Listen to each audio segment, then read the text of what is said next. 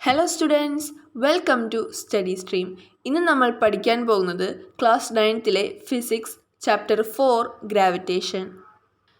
ഈ വീഡിയോയിൽ എടുക്കാൻ പോകുന്ന ടോപ്പിക്കുകളാണ് gravitational force, universal law of gravitation, acceleration due to gravity, feather and coin experiment, value of G in the equatorial region and polar region. അപ്പോൾ നമുക്ക് നേരെ വീഡിയോയിലിട്ട് കടക്കാം. ആദ്യം തന്നെ ഒരു മോഷൻ നടക്കണമെങ്കിൽ അവിടെ എന്ത് വേണം? അവിടെ ഒരു ഫോഴ്സ് ഉണ്ടായാലാണ് അവിടെ ഒരു മോഷൻ നടക്കുകയുള്ളൂ. അതായത് ഫോഴ്സ് നമുക്ക് രണ്ട് രീതിയിൽ അപ്ലൈ ചെയ്യാം. ഒന്നാമത്തെ രീതി എന്ന് പറയുന്നത് പുള്ള് ചെയ്യുക, അതായത് വലിക്കുക. പിന്നെ രണ്ടാമത്തെ രീതി എന്ന് പറയുന്നത് പുഷ് ചെയ്യുക, തള്ളിക്കൊടുക്കുക. ഇപ്പോൾ നമ്മളൊരു ഒബ്ജക്റ്റ് അതിന് ഒരു മോഷൻ സംഭവിപ്പിക്കണമെങ്കിൽ അല്ലെങ്കിൽ അതിനെ മൂവ് ചെയ്യണമെങ്കിൽ നമ്മളവിടെ ഒരു ഫോഴ്സ് കൊടുക്കണം. ഇപ്പോൾ നമ്മൾ പുള്ള് ചെയ്തുകൊണ്ട് വലിച്ചുകൊണ്ട് ഒരു ഫോഴ്സ് കൊടുക്കുകയാണെങ്കിൽ, ഒരു ഒബ്ജക്റ്റിനെ നമ്മൾ വലിച്ചെടുക്കുകയാണെങ്കിൽ അത് മൂവ് ചെയ്യും. അപ്പോൾ അവിടെ ഒരു മോഷൻ ഉണ്ടാവും. ഇപ്പോൾ ആ ഒബ്ജക്റ്റിനെ തന്നെ നമ്മൾ പുഷ് ചെയ്തുകൊണ്ടൊരു ഫോഴ്സ് കൊടുക്കുകയാണെങ്കിൽ അത് മൂവ് ചെയ്യും. തള്ളി കൊടുക്കുമ്പോൾ അത് മൂവ് ചെയ്യും. അപ്പോൾ ആ ബോഡിക്ക് ഒരു മോഷൻ ഉണ്ടാകുന്നു. ഇങ്ങനെ രണ്ട് രീതിയിൽ ഫോഴ്സ് അപ്ലൈ ചെയ്തുകൊണ്ട് നമുക്ക് മോഷൻ ഉണ്ടാക്കാൻ സാധിക്കും. അപ്പോൾ മോഷൻ എങ്ങനെയാണ് നടക്കുന്നത് എന്നുള്ളത് നിങ്ങൾക്ക് മനസ്സിലായല്ലോ. ഒരു ഫോഴ്സ് ഉണ്ടായാലാണ് അവിടെ മോഷൻ ഉണ്ടാവുള്ളൂ. അപ്പോൾ നമുക്കിനി കൂടുതൽ വിവരങ്ങളിലേക്ക് കടക്കാം. ഒരു ഗ്രാവിറ്റേഷണൽ ഫോഴ്സിൻ്റെ എക്സാമ്പിളാണ് നമ്മളിവിടെ കാണുന്നത്. ഇപ്പോൾ നമ്മളൊരു ആപ്പിളെ പിടിച്ചു വച്ചേക്കുകയാണ്. അത് നമ്മൾ റിലീസ് ചെയ്യുമ്പോൾ അതെന്താ സംഭവിക്കുക? സാധാരണയായി ആ ആപ്പിൾ താഴത്തേക്ക് വീഴും. ഇവിടെ ഈ ആപ്പിളിന് മൂവ് ചെയ്യുന്നു, അതായത് അത് എയറിൽ നിന്ന് ഗ്രൗണ്ടിലോട്ട്, അതായത് അതിനൊരു മോഷൻ സംഭവിച്ചിട്ടുണ്ട്. ഈ മോഷൻ സംഭവിക്കാനായിട്ട് ആപ്പിളിലോട്ട് ഒരു ഫോഴ്സ് കൊടുത്താലല്ലേ മോഷൻ സംഭവിക്കുള്ളൂ. നമ്മൾ ആപ്പിൾ കയ്യിൽ നിന്ന് വിട്ടപ്പോൾ നമ്മൾ എന്തെങ്കിലും ഫോഴ്സ് കൊടുത്തിരുന്നോ? ഇല്ല. നമ്മൾ തള്ളുകയോ വലിക്കുകയോ ഒന്നും ആപ്പിളിനെ ചെയ്തില്ല. നമ്മൾ വെറുതെ വിട്ടുകൊടുത്തു. അതുകൊണ്ട് നമ്മൾ നമ്മുടെ ഹാൻഡ്സ് ആപ്പിളിലേക്ക് ഒരു ഫോഴ്സും കൊടുത്തിട്ടില്ല. പിന്നെ ആരായിരിക്കും ഈ ആപ്പിളിന് ഫോഴ്സ് കൊടുക്കാൻ സാധ്യതയുള്ളത്? കൈയല്ലാതെ ബാക്കി ആകെ കിടക്കുന്നത് ഗ്രൗണ്ടാണ്. ഗ്രൗണ്ടാണ് ഈ ആപ്പിളിലോട്ട് ഫോഴ്സ് കൊടുക്കുന്നത്. ഇപ്പോൾ ഗ്രൗണ്ട് ഈ ആപ്പിളെ പുഷ് ചെയ്തുകൊണ്ട് ഒരു ഫോഴ്സ് കൊടുത്തിരുന്നെങ്കിൽ ഈ ആപ്പിള് പറന്ന് അങ്ങ് മേളിലോട്ട് പോയേനെ. പക്ഷേ ഇവിടെ ഗ്രൗണ്ട് പുഷാണ് ചെയ്യുന്നത്. എല്ലാം ഗ്രൗണ്ട് ആപ്പിളിലേക്ക് ഒരു പുള്ളെന്ന രീതിയിലുള്ള ഫോഴ്സ് കൊടുക്കുന്നതുകൊണ്ടാണ് ആ ആപ്പിള് ഗ്രൗണ്ടിൻ്റെ അടുത്തേക്ക് വരുന്നത്. ആപ്പിൾ ഉൾപ്പെടെയുള്ള ഏതൊരു ഒബ്ജക്റ്റും എയറിൽ നിന്ന് താഴെ വീഴാൻ കാരണം ആ ഗ്രൗണ്ട് ആ ഒബ്ജക്റ്റിലേക്ക് ഒരു ഫോഴ്സ് കൊടുക്കുന്നതുകൊണ്ടാണ്. അത് ആ ഗ്രൗണ്ട് ആ ഒബ്ജക്റ്റിനെ വലിച്ചെടുക്കുന്നതുകൊണ്ടാണ് ആ ഒബ്ജക്റ്റ് വന്ന് ഗ്രൗണ്ടിൽ നിൽക്കുന്നത്. നമുക്കൊരു കാര്യം മനസ്സിലായി. ആപ്പിൾ വീഴാൻ കാരണം ഗ്രൗണ്ട് അത് ഒരു പുള്ളെന്ന ഒരു ഫോഴ്സ് കൊടുക്കുന്നതുകൊണ്ടാണ് ഈ ആപ്പിൾ ഗ്രൗണ്ടിലോട്ട് വന്ന് വീഴുന്നത് എന്ന് നമുക്ക് മനസ്സിലായി. ഇത്രയും കാര്യം നിങ്ങൾക്ക് മനസ്സിലായെന്ന് വിചാരിക്കുന്നു. അപ്പോൾ നമുക്ക് ശരിക്കും നമ്മുടെ ഫസ്റ്റത്തെ ടോപ്പിക്കായ ഗ്രാവിറ്റേഷണൽ ഫോഴ്സ് എന്താണെന്ന് ക്ലിയർ ആയിട്ടുള്ള ഒരു ഡെഫിനിഷൻ നമുക്ക് നോക്കാം. ഗ്രാവിറ്റേഷണൽ ഫോഴ്സ് അല്ലെങ്കിൽ ഫോഴ്സ് ഓഫ് ഗ്രാവിറ്റി, ഇത് നമുക്ക് ഏതെങ്കിലും പറയാട്ടോ. അപ്പോൾ earth attracts all objects. The direction of this force is towards the centre of the earth. This force of attraction is the force of gravity. എർത്തിൻ്റെ മുകളിലുള്ള എല്ലാ ഒബ്ജക്ട്സിനെയും അട്രാക്റ്റ് ചെയ്യുന്നു. എർത്തിൻ്റെ സെൻറ്റർ എല്ലാ ഒബ്ജക്ട്സിനെയും അട്രാക്റ്റ് ചെയ്യുന്നു, പുള്ള് ചെയ്യുന്നു, അതായത് വലിച്ചെടുക്കുകയാണ്. അതുകൊണ്ട് ഈ ഫോഴ്സിൻ്റെ ഈ ഡയറക്ഷൻ ഓഫ് ദ ഫോഴ്സ് എങ്ങോട്ടേക്കായിരിക്കും? എർത്തിൻ്റെ സെൻറ്ററിലോട്ടായിരിക്കും. ഈ ഫോഴ്സ് ഓഫ് അട്രാക്ഷൻ, അതായത് ഈ എർത്തിൻ്റെ സെൻറ്റർ എല്ലാ ഒബ്ജക്ട്സിനെയും അട്രാക്റ്റ് ചെയ്യുന്നുണ്ടല്ലോ. ഈ അട്രാക്റ്റ് ചെയ്യാൻ എടുക്കുന്ന ഈ ഫോഴ്സിനെ, അതായത് ഫോഴ്സ് ഓഫ് അട്രാക്ഷനെ നമ്മൾ വിളിക്കുന്ന പേരാണ് ഫോഴ്സ് ഓഫ് ഗ്രാവിറ്റി അല്ലെങ്കിൽ ഗ്രാവിറ്റേഷണൽ ഫോഴ്സ്. ഗ്രാവിറ്റേഷണൽ ഫോഴ്സ് എന്ന് പറയുന്നത് ഭൂമിയിൽ മാത്രം നടക്കുന്ന ഒരു ഫോഴ്സ് അല്ല, അത് യൂണിവേഴ്സായിട്ട് തന്നെ സംഭവിക്കപ്പെടുന്ന ഒരു ഫോഴ്സാണ് ഗ്രാവിറ്റേഷണൽ ഫോഴ്സ്. അപ്പോൾ നമ്മൾ ഇത്ര നേരം പഠിച്ചത് ഭൂമിയുടെ കേസ് മാത്രമാണ്. ഇപ്പോൾ യൂണിവേഴ്സായിട്ട് നോക്കുമ്പോൾ നമുക്ക് എങ്ങനെ ഗ്രാവിറ്റി സംഭവിക്കപ്പെടുന്നു എന്നൊക്കെ നമുക്ക് മനസ്സിലാക്കണ്ടേ. അതിനുവേണ്ടിയാണ് നമ്മൾ ഇനി അടുത്ത ടോപ്പിക്ക് പഠിക്കാൻ പോകുന്നത്. അപ്പോൾ നമുക്ക് അടുത്ത ടോപ്പിക്കിലേക്ക് കടക്കാം. Universal law of gravitation. Sir Isaac Newton was the first to formulate a comprehensive law of the force of attraction between two objects in the universe. യൂണിവേഴ്സിൽ രണ്ട് ഒബ്ജക്റ്റ് തമ്മിൽ ഉണ്ടാവുന്ന ഫോഴ്സ് ഓഫ് അട്രാക്ഷനെ ആദ്യമായി കണ്ടുപിടിച്ചത് സർ ഐസക് ന്യൂട്ടൺ ആണ്. This is the universal law of gravitation. ഈ രണ്ട് object തമ്മിലുണ്ടാവുന്ന attractive ഫോഴ്സിനെയാണ് നമ്മൾ universal law of gravitation എന്ന് പറയുന്നത്. നമുക്ക് അതിൻ്റെ ശരിക്കുള്ള ഡെഫിനിഷനിലൊക്കെ നോക്കാം. Universal law of gravitation: all objects in the universe attract. യൂണിവേഴ്സിലുള്ള എല്ലാ ഒബ്ജക്ട്സും തമ്മിൽ അട്രാക്റ്റ് ചെയ്യുന്നു. അതായത് ഇപ്പോൾ ഇവിടെ രണ്ട് ഒബ്ജക്റ്റ് ഉണ്ടെങ്കിൽ രണ്ട് ഒബ്ജക്റ്റ് തമ്മിൽ അട്രാക്റ്റ് ചെയ്യുന്നു. ആദ്യത്തെ ഒബ്ജക്റ്റ് രണ്ടാമത്തെ ഒബ്ജക്റ്റിനോട് അട്രാക്റ്റ് ചെയ്യും. അതുപോലെ തന്നെ രണ്ടാമത്തെ ഒബ്ജക്റ്റ് ഒന്നാമത്തെ ഒബ്ജക്റ്റിനോട് അട്രാക്റ്റ് ചെയ്യുന്നു. The force of attraction between two objects is directly proportional to the product of their masses and inversely proportional to the square of the distance between them. ഇത് നിങ്ങൾ മനസ്സിലാക്കണമെങ്കിൽ ഫോഴ്സ് ഓഫ് അട്രാക്ഷൻ്റെ equation കണ്ടാലാണ് നിങ്ങൾക്ക് ഇത് കൂടുതൽ മനസ്സിലാക്കാൻ സാധിക്കുക. പക്ഷേ നിങ്ങൾക്ക് സിമ്പിളായിട്ട് ഞാൻ പറഞ്ഞു തരാം. ഫോഴ്സ് ഓഫ് അട്രാക്ഷൻ അതായത് ഗ്രാവിറ്റി ഒബ്ജക്റ്റിൻ്റെ മാസിനോട് ഡയറക്റ്റ്ലി പ്രൊപ്പോർഷണലാണ്. അതായത് ഒബ്ജക്റ്റിൻ്റെ ഇപ്പോൾ ഗ്രാവിറ്റി അനുഭവപ്പെടുന്ന ഒരു ബോഡിയുടെ മാസ് കൂടുകയാണെങ്കിൽ അതിൻ്റെ ഗ്രാവിറ്റിയും കൂടും. അതാണ് ഡയറക്റ്റ്ലി പ്രൊപ്പോർഷണൽ എന്നുകൊണ്ട് ഉദ്ദേശിച്ചത്. അപ്പോൾ ഇൻവേഴ്സ്ലി പ്രൊപ്പോർഷണൽ എന്തായിരിക്കും? ഡയറക്റ്റ്ലി പ്രൊപ്പോർഷണലിന് നേരെ തിരിച്ചായിരിക്കും. അപ്പോൾ ഡിസ്റ്റൻസ് കൂടുന്തോറും ഗ്രാവിറ്റി കുറയും. അപ്പോൾ ഗ്രാവിറ്റി കൂടുമ്പോഴോ ഡിസ്റ്റൻസ് എന്തായിരിക്കും? അത് കുറയും. അപ്പോൾ നിങ്ങൾക്ക് മനസ്സിലായെന്ന് വിചാരിക്കുന്നു. അപ്പോൾ നമുക്ക് അടുത്തതിലേക്ക് കിടക്കാം. അടുത്ത നമ്മൾ നോക്കാൻ പോകുന്നത് ഫോഴ്സ് ഓഫ് അട്രാക്ഷൻ അഥവാ ഫോഴ്സ് ഓഫ് ഗ്രാവിറ്റിയുടെ ഇക്വേഷനാണ് നമ്മൾ നോക്കാൻ പോകുന്നത്. ഇത് വളരെ ഇമ്പോർട്ടൻ്റ് ആയിട്ടുള്ള ഇക്വേഷനാണ് ഫോഴ്സ് ഓഫ് അട്രാക്ഷൻ്റെ ഇക്വേഷൻ എന്ന് പറയുന്നത്. അതാണ് F is equal to G(m1 m2 divided by d square. ഇതിലെ ഓരോന്നും ഞാൻ എന്താണെന്ന് പറഞ്ഞു തരാം. എഫ് എന്ന് പറയുന്നത് ഫോഴ്സ് ഓഫ് അട്രാക്ഷൻ, ഇല്ലെങ്കിൽ എന്താണ്? Force of gravity. ജി എന്ന് പറയുന്നത് ഗ്രാവിറ്റേഷണൽ കോൺസ്റ്റൻ്റ് ആണ്. m1 m2 അത് m1 എന്ന് പറയുന്നത് ആദ്യത്തെ ബോഡിയുടെ മാസും m2 എന്ന് പറയുന്നത് രണ്ടാമത്തെ ബോഡിയുടെ മാസുമാണ്. ഡി എന്ന് പറയുന്നത് ഡിസ്റ്റൻസ് ആണ്. ഈ രണ്ട് ബോഡിയും തമ്മിലുള്ള ഡിസ്റ്റൻസിനെയാണ് നമ്മൾ ഡി എന്ന് പറയുന്നത്. ഇതാണ് നമ്മുടെ ഫോഴ്സ് ഓഫ് അട്രാക്ഷൻ്റെ ഇക്വേഷൻ. ഇത് വളരെ ഇമ്പോർട്ടൻ്റ് ആണ്, നന്നായിട്ട് പഠിക്കേണ്ട ഒരു ഇക്വേഷനാണ്. അപ്പോൾ നമുക്ക് ഒന്നുകൂടി പറഞ്ഞു നോക്കാം. F is equal to G(m1 m2 divided by d square. ഇതിൽ നിന്ന് നമുക്ക് തോന്നും എഫ് എന്ന് പറയുന്ന ഫോഴ്സ് ഓഫ് അട്രാക്ഷനും ജി എന്ന് പറയുന്ന ഗ്രാവിറ്റേഷണൽ കോൺസ്റ്റൻറ്റും ഒന്നായിരിക്കും എന്നൊരു ഡൗട്ട് തോന്നും. പക്ഷേ ഇത് രണ്ടും ഒന്നല്ല എന്നുള്ളൊരു കാര്യം മനസ്സിലാക്കണം. ഗ്രാവിറ്റേഷണൽ കോൺസ്റ്റൻ്റ് എന്ന് പറഞ്ഞാൽ അത് വേറൊരു കാര്യമാണ്. അപ്പോൾ നമുക്ക് ഗ്രാവിറ്റേഷണൽ കോൺസ്റ്റൻറ്റിനെ കുറിച്ച് കൂടുതൽ പഠിക്കാം. ഗ്രാവിറ്റേഷണൽ കോൺസ്റ്റൻറ്റിനെ നമ്മൾ ഡിനോട്ട് ചെയ്യുന്നത് ക്യാപിറ്റൽ ലെറ്റർ ജി വെച്ചാണ്. അതിൻ്റെ ഫീച്ചേഴ്സാണ് സ്ക്രീനിൽ കിടക്കുന്നത്. ജി എന്ന് പറയുന്നത് ഒരു യൂണിവേഴ്സൽ കോൺസ്റ്റൻ്റ് ആണ്. കോൺസ്റ്റൻ്റ് എന്ന് വെച്ചാൽ അതൊരു നമ്പർ ആയിരിക്കും. അത് എവിടെ വെച്ച് നോക്കിയാലും യൂണിവേഴ്സലി നോക്കിയാലും ആ ഒരു നമ്പർ ചേഞ്ച് ആവുകയില്ല. ചേഞ്ച് ചെയ്യാത്ത നമ്പറിനെയാണ് നമ്മൾ എന്ത് പറയുന്നത്? കോൺസ്റ്റൻ്റ് എന്ന് പറയുന്നത്. അപ്പോൾ ജി ഒരു യൂണിവേഴ്സൽ കോൺസ്റ്റൻ്റ് ആണ്. ഗ്രാവിറ്റേഷണൽ കോൺസ്റ്റൻറ്റിൻ്റെ വാല്യൂ ആണ് 6.67 × 10⁻⁻11 എന്ന് പറയുന്നത്. ജിയുടെ വാല്യൂ വളരെ ഇമ്പോർട്ടൻ്റ് ആണ്. ഇത് നിങ്ങൾ നന്നായിട്ട് പഠിക്കുക.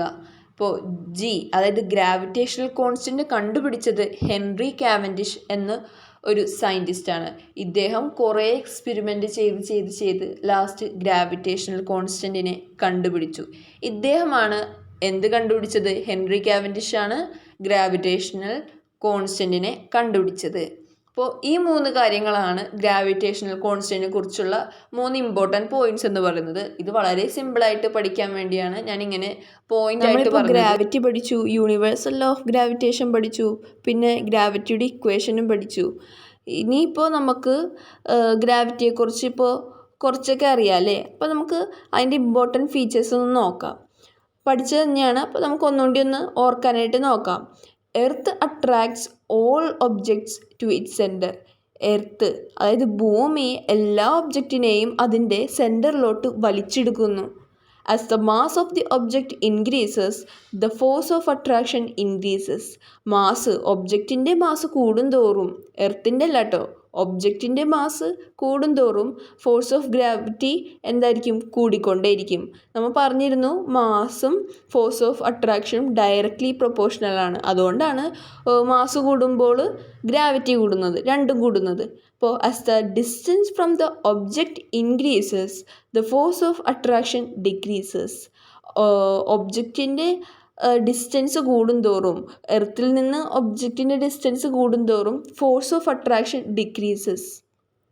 അതായത് ഡിസ്റ്റൻസ് കൂടുന്തോറും ഗ്രാവിറ്റി കുറയുന്നു, ഗ്രാവിറ്റി കൂടുന്തോറും ഡിസ്റ്റൻസ് കുറയുന്നു. അതായത് ഇവർ രണ്ടുപേരും ഡിസ്റ്റൻസും ഫോഴ്സ് ഓഫ് അട്രാക്ഷനും എന്താണ് ഇൻവേഴ്സ്ലി പ്രൊപ്പോർഷണൽ ആണ്. അതുകൊണ്ടാണ് ഒരെണ്ണം കൂടുമ്പോൾ മറ്റേത് കുറയുന്നത്. ഒരു ഒബ്ജക്റ്റും ഭൂമിയും എർത്തും വച്ച് മാത്രം നമുക്ക് ഗ്രാവിറ്റിയുടെ കാര്യം പറയണമെന്നില്ല. നമുക്ക് രണ്ട് ഒബ്ജക്റ്റ് യൂണിവേഴ്സിലിരിക്കുന്ന രണ്ട് ഒബ്ജക്റ്റ് തമ്മിലുള്ള ഡിസ്റ്റൻസ് കൂടുകയാണെങ്കിൽ എന്താണ് ഫോഴ്സ് ഓഫ് അട്രാക്ഷന് കുറയും. അതുപോലെ തന്നെയാണ് യൂണിവേഴ്സിലിരിക്കുന്ന രണ്ട് ഒബ്ജക്റ്റുകളുടെ മാസ് കൂടുകയാണെങ്കിൽ എന്തായിരിക്കും അത് തമ്മിലുള്ള ഫോഴ്സ് ഓഫ് അട്രാക്ഷനും കൂടും. അപ്പോൾ നിങ്ങൾക്ക് ഗ്രാവിറ്റിയെ കുറിച്ചുള്ള കോൺസെപ്റ്റ് മനസ്സിലായെന്ന് വിചാരിക്കുന്നു. അപ്പോൾ നമുക്ക് അടുത്ത ടോപ്പിക്കിലേക്ക് കിടക്കാം. ഇനി പഠിക്കാൻ പോകുന്ന ടോപ്പിക്കാണ് acceleration due to gravity. We know that objects accelerate due to continuous application of force. If so, will there be any acceleration due to the force of gravity? അതായത് ഇപ്പോൾ മൂവ് ചെയ്യുന്നൊരു ഒബ്ജക്റ്റ് മൂവ് ചെയ്യണമെങ്കിൽ നമ്മളൊരു force കൊടുക്കണം. അപ്പോൾ ഈ force കൊടുത്ത് നമ്മളൊരു ഒബ്ജക്റ്റിനെ മൂവ് ചെയ്യുമ്പോൾ അതിന് ഒരു ആക്സലറേഷൻ ഉണ്ടാകും.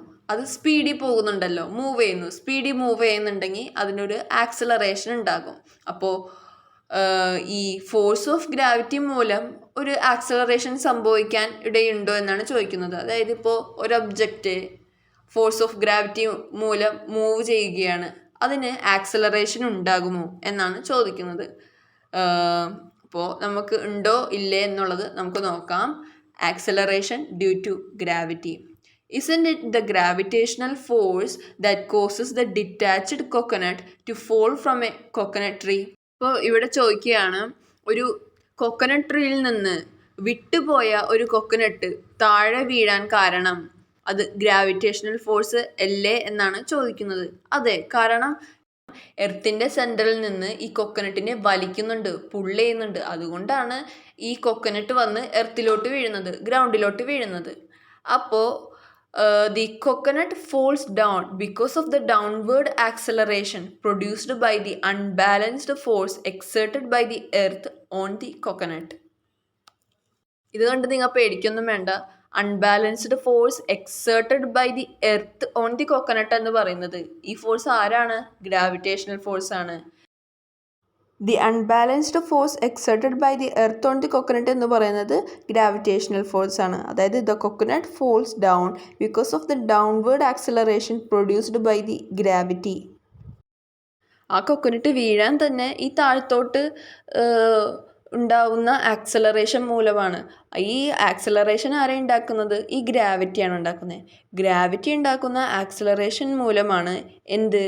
ഈ കൊക്കനട്ട് മേളിൽ നിന്ന് താഴത്തോട്ട് വീഴുന്നത്. The acceleration of objects by the force of gravity is known as acceleration due to gravity. It is denoted by the small letter g. അതായത് ഗ്രാവിറ്റി അനുഭവപ്പെടുന്ന ഒരു ഒബ്ജക്റ്റിന് ആക്സലറേഷൻ ഉണ്ടാവുന്നുണ്ട് എന്നുള്ള കാര്യം നമ്മൾ മനസ്സിലാക്കിയില്ലേ? ഈ ആക്സലറേഷനാണ് നമ്മൾ എന്ത് പറയുന്നത്? Acceleration due to gravity. Gravity മൂലം ഉണ്ടാകുന്ന ആക്സലറേഷനെയാണ് നമ്മൾ പറയുന്നത് acceleration due to gravity. Acceleration due to ഗ്രാവിറ്റിനെ ഡിനോട്ട് ചെയ്യുന്നുണ്ട് ഒരു ലെറ്റർ വെച്ച്, അതാണ് സ്മോൾ ലെറ്റർ ജി. ഗ്രാവിറ്റേഷണൽ കോൺസ്റ്റൻറ്റിനെ ക്യാപിറ്റൽ ലെറ്റർ ജി വെച്ചും ആക്സലറേഷൻ ഡ്യൂ ടു ഗ്രാവിറ്റിനെ സ്മോൾ ലെറ്റർ ജി വെച്ച് ആണ് ഡിനോട്ട് ചെയ്യുന്നത്. ഇത് നിങ്ങൾ മറക്കരുതേ. ഇതിൻ്റെ അടിയിൽ കുറച്ച് ഇമ്പോർട്ടൻ്റ് ആയ കാര്യങ്ങൾ കൊടുത്തിട്ടുണ്ട്. നമ്മൾ ആക്സലറേഷൻ ഡ്യൂ ടു ഗ്രാവിറ്റിയുടെ ഇക്വേഷൻ ആണ് കണ്ടുപിടിക്കാൻ പോകുന്നത്. Let's consider the mass of the object as M and mass of the earth as capital M and the radius of the earth as capital letter R Then according to the law of gravitation, the force of attraction exerted by the earth is F is equal to gmm divided by r square. അതായത് നമ്മൾ നേരത്തെ law of ഗ്രാവിറ്റേഷനിൽ ഒരു equation നമ്മൾ പഠിച്ചിരുന്നു. രണ്ട് object തമ്മിലുള്ള attract ചെയ്യപ്പെടുന്നു എന്ന് നമ്മൾ ലോ ഓഫ് ഗ്രാവിറ്റേഷനിൽ പഠിച്ചിരുന്നു. ആ ഒരു ഫോഴ്സ് ഓഫ് അട്രാക്ഷനെ കണ്ടുപിടിക്കാൻ നമ്മളൊരു ഇക്വേഷൻ പഠിച്ചിരുന്നില്ലേ, അതാണ് F is equal to G m1 m2 divided by R square. ഇവിടെ എമ്മും ക്യാപിറ്റൽ ലെറ്റർ എമ്മും ഡി ഒക്കെ മാറി ആർ സ്ക്വയർ എങ്ങനെ വന്നു ഉള്ളത് നമുക്ക് നോക്കാം. അതായത് ഇവിടെ എഫ് ഫോഴ്സ് ഓഫ് അട്രാക്ഷന് എഫ് തന്നെയാണ് കൊടുത്തിരിക്കുന്നത്. ഗ്രാവിറ്റേഷണൽ കോൺസ്റ്റൻറ്റ് മാറുന്നില്ല, അപ്പോൾ അത് ജി തന്നെയാണ് കൊടുത്തിരിക്കുന്നത്. പക്ഷേ M1ഉം M2ഉം മാറിയിട്ടുണ്ട്. ഫസ്റ്റ് ബോഡിയുടെ മാസും സെക്കൻഡ് ബോഡിയുടെ മാസും തമ്മിൽ വ്യത്യാസമുണ്ട്. അതെന്ത് വ്യത്യാസമാണുള്ളത്? ഇവിടെ മാസിന് ക്യാപിറ്റൽ ലെറ്റർ എം എന്നും ഭൂമിയുടെ മേളിലിരിക്കുന്ന ആ കുഞ്ഞു ബോഡിയുടെ മാസിന് നമ്മൾ സ്മോൾ ലെറ്റർ എം എന്നും കൊടുത്തു.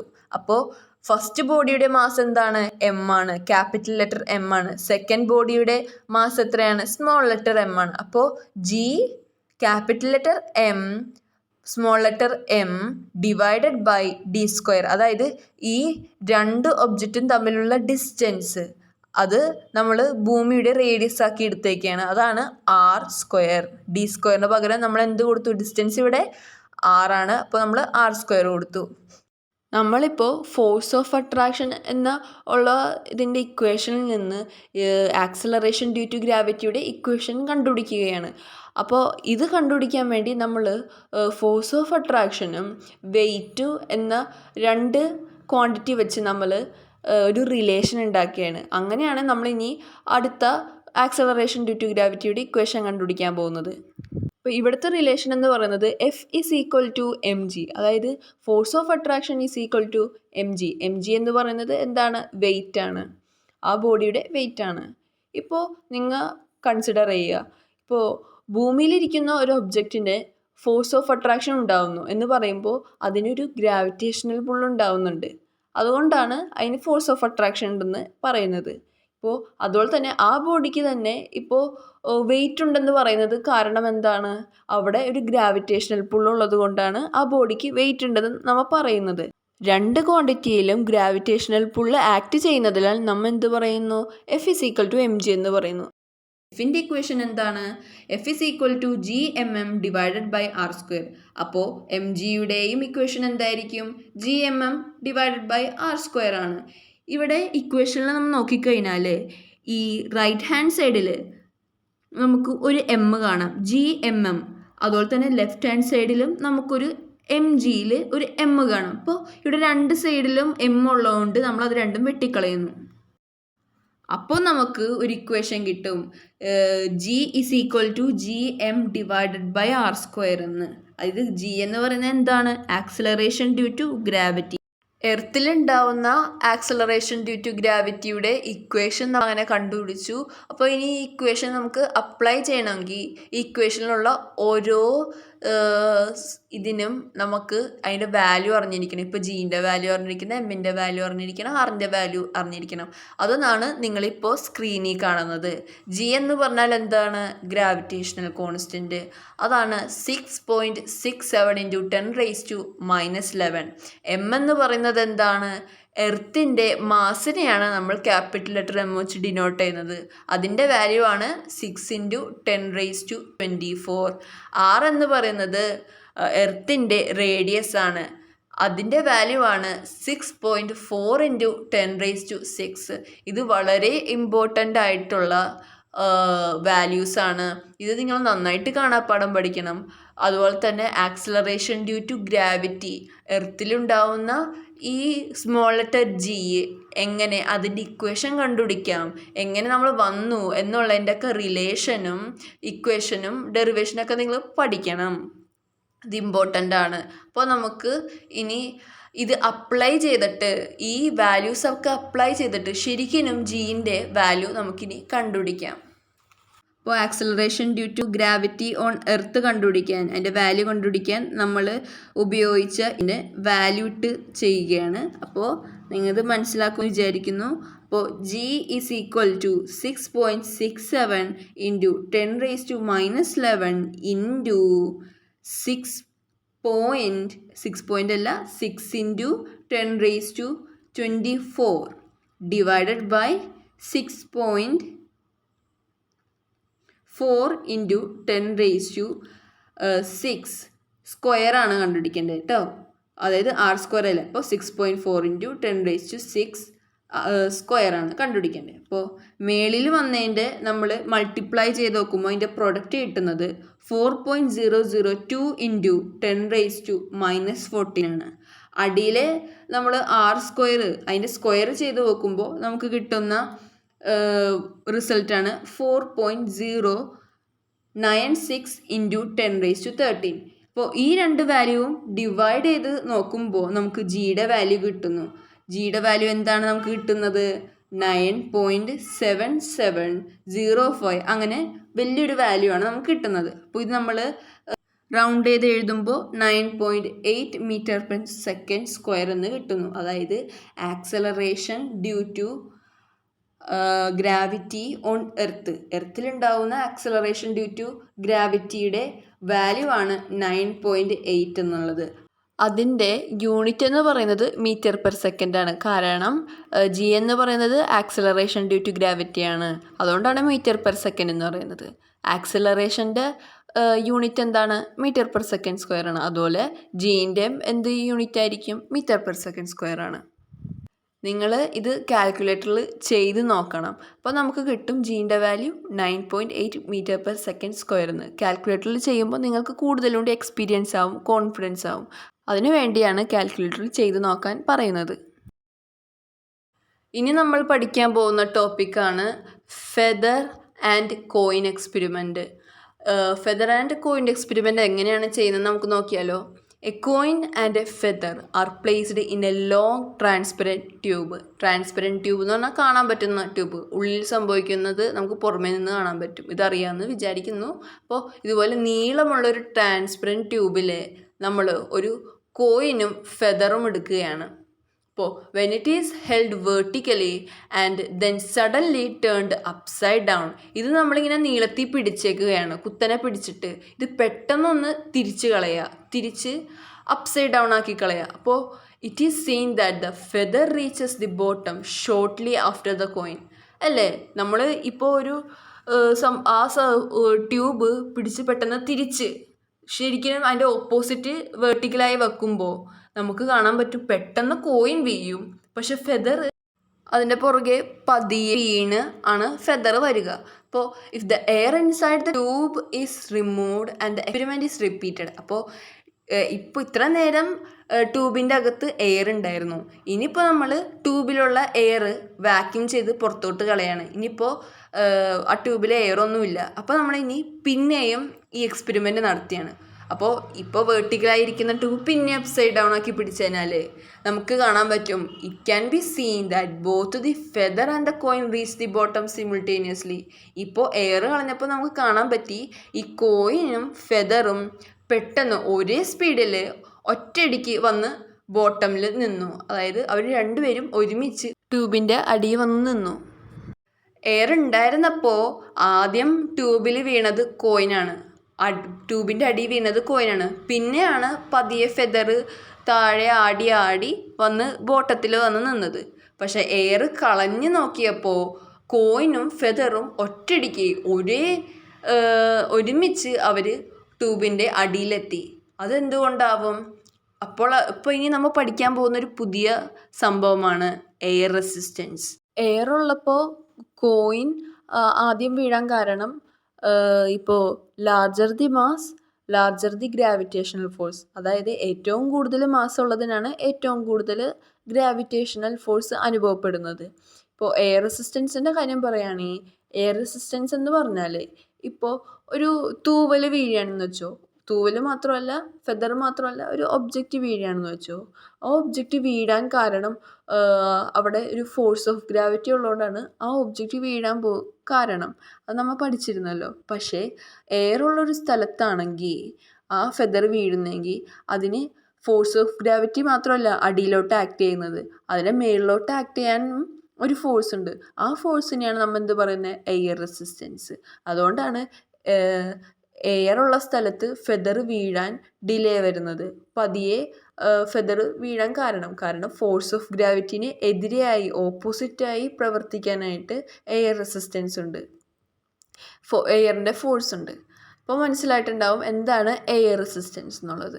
അതുകൊണ്ടാണ് ഇപ്പോൾ എയർ ഇല്ലാത്ത സ്ഥലത്താണ് ഫെദറും കോയിനും വീഴണമെങ്കിൽ എന്താണ് സംഭവിക്കുക, രണ്ടും ഒരേ സ്പീഡിൽ എത്തും, ആ ട്യൂബിൻ്റെ താഴെ എത്തും. കാരണം അവിടെ ഫോഴ്സ് ഓഫ് ഗ്രാവിറ്റിയുടെ എതിരെ ആക്ട് ചെയ്യാനായിട്ട് എയർ റെസിസ്റ്റൻസ് ഇല്ല, എയർ ഇല്ലാത്ത സ്ഥലമല്ലേ, അപ്പോൾ അവിടെ എയർ റെസിസ്റ്റൻസ് ഇല്ല. അതുകൊണ്ടാണ് രണ്ടും ഒരേ സ്പീഡിൽ വന്ന് ട്യൂബിൻ്റെ താഴെ വന്ന് നിൽക്കുന്നത്. നമ്മുടെ ഇനി അടുത്ത ടോപ്പിക്കാണ് value of G in the equatorial region and polar region. എർത്തിൻ്റെ രണ്ട് റീജിയനിലുള്ള ജിയുടെ വാല്യൂവിൽ ഉള്ള വ്യത്യാസത്തെക്കുറിച്ചാണ് നമ്മൾ ഇനി പറയാൻ പോകുന്നത്. അതായത് എർത്തിൻ്റെ രണ്ട് ആക്സിസ് വരുന്ന ഭാഗത്തിനെയാണ് നമ്മൾ പോളാർ റീജിയൻ എന്നും, എർത്തിൻ്റെ ഇക്വേറ്റർ കിടക്കുന്ന റീജിയനെയാണ് നമ്മൾ എന്ത് പറയുന്നത്, ഇക്വറ്റോറിയൽ റീജിയൻ എന്നും. ഇവിടെ നമുക്ക് സ്ക്രീനിൽ കാണാം approximate value of G in the equatorial region is 9.78 m/s². ഇനി അടുത്തത് approximate value of G in the polar region is equal to 9.83 m/s². എന്തുകൊണ്ടാണ് ജിയുടെ വാല്യൂ പോളാർ റീജിയനിലും ഇക്വറ്റോറിയൽ റീജിയനിലും വ്യത്യാസം വരാൻ കാരണം? അത് നോക്കൂ, ഈ പോളാർ റീജിയനേക്കാളും കുറവാണ് ഇക്വറ്റോറിയൽ റീജിയനിൽ ഉള്ള ജിയുടെ വാല്യൂ. അതെന്താണെന്ന് നമുക്ക് നോക്കാം. ഇപ്പോൾ തന്നെ നമ്മൾ ആ പിക്ചർ കാണുമ്പോൾ ഒരു കാര്യം മനസ്സിലാവുന്നുണ്ട്. പോളാർ റീജിയനിൽ സെൻറ്ററിൽ നിന്ന് പോളിലോട്ടുള്ള ഡിസ്റ്റൻസ് ഇച്ചിരി ചെറുതാണ്. സെൻറ്ററിൽ നിന്ന് ഇക്വേറ്ററിലോട്ട് പോകാനുള്ള ഡിസ്റ്റൻസ് സെൻറ്ററിൽ നിന്ന് പോളിലോട്ട് പോകാനുള്ള ഡിസ്റ്റൻസിനേലും വലുതാണ്. ഇക്വേറ്ററിലോട്ട് പോകാനുള്ള ഡിസ്റ്റൻസ് വലുതാണ് പോൾ വെച്ച് നോക്കുമ്പോൾ. അപ്പോൾ നമ്മൾ പറഞ്ഞിരുന്നു നമ്മുടെ ഫോഴ്സ് ഓഫ് അട്രാക്ഷൻ അല്ലെങ്കിൽ ഫോഴ്സ് ഓഫ് ഗ്രാവിറ്റി എന്തിന് പ്രൊപ്പോർഷണലാണ്, ഡിസ്റ്റൻസിനോട് എങ്ങനെ പ്രൊപ്പോർഷണലാണ്, ഇൻവേഴ്സ്ലി പ്രൊപ്പോർഷണലാണ്. അതായത് ഗ്രാവിറ്റി കൂടുമ്പോൾ ഡിസ്റ്റൻസ് കുറയും, ഡിസ്റ്റൻസ് കൂടുമ്പോൾ ഗ്രാവിറ്റി കുറയും. അപ്പോൾ ഇവിടെ പോളിലോട്ടുള്ള ഭാഗം ഡിസ്റ്റൻസ് ചെറുതാണ്, അതുകൊണ്ടാണ് അവിടെ ജിയുടെ വാല്യൂ വലുതാവാൻ പറ്റിയത്, ഇൻക്രീസ് ചെയ്തത്. പക്ഷേ ഇക്വേറ്ററിലോട്ടുള്ള ഡിസ്റ്റൻസ് ആണെങ്കിൽ വലുതാണ്. അപ്പോൾ വലിയ ഡിസ്റ്റൻസ് വരുമ്പോൾ ഫോഴ്സ് ഓഫ് അട്രാക്ഷൻ കുറയും, അതുകൊണ്ടാണ് ഇവിടെ ജിയുടെ വാല്യൂ കുറയാൻ കാരണം. അപ്പോൾ നമുക്ക് മനസ്സിലായി പോളിലും ഇക്വേറ്ററിലും ജിയുടെ വാല്യൂവിൽ വ്യത്യാസം വരാൻ കാരണം force of attraction is inversely proportional to distance കാരണമാണ് അവിടെ ജിയുടെ വാല്യൂക്ക് വേരിയേഷൻ വന്നത്. അപ്പോൾ നമ്മുടെ വീഡിയോ ഇവിടെ തീർന്നിരിക്കുകയാണ്. ഇനിയിപ്പോൾ അടുത്ത ടോപ്പിക്കുകളെല്ലാം നമ്മൾ അടുത്ത വീഡിയോയിൽ ഇടുന്നതായിരിക്കും. അപ്പോൾ അടുത്ത വീഡിയോ കിട്ടാനായിട്ട് നിങ്ങൾ ഞങ്ങളുടെ ചാനൽ സബ്സ്ക്രൈബ് ചെയ്യുക. അപ്പോൾ നിങ്ങൾക്ക് ഞങ്ങളിടുന്ന എല്ലാ വീഡിയോസും നിങ്ങൾക്ക് കിട്ടുന്നതായിരിക്കും. അപ്പോൾ ഈ വീഡിയോ പറഞ്ഞിരിക്കുന്ന എല്ലാ ഇമ്പോർട്ടൻ്റ് ആയ കാര്യങ്ങളും നോട്ട് ചെയ്ത് പരമാവധി പഠിക്കാൻ ശ്രമിക്കുക. അപ്പോൾ നമുക്ക് അടുത്തൊരു വീഡിയോയിൽ കാണാം. ബൈ.